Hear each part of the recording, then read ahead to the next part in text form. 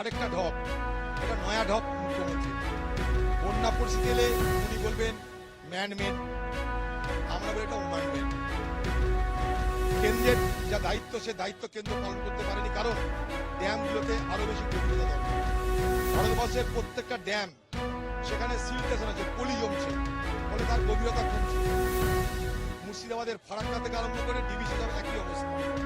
সেটা গেলে একটা পার। তারপরের অংশটা কি, ড্যাম থেকে জল ছড়ার পর সেই জল যখন নদী দিয়ে আসবে, সেই নদীগুলোর ধারণ ক্ষমতা, জল ধারণ ক্ষমতা, ওয়াটার বিয়ারিং ক্যাপাসিটি নদীগুলোর বাড়ানো দরকার।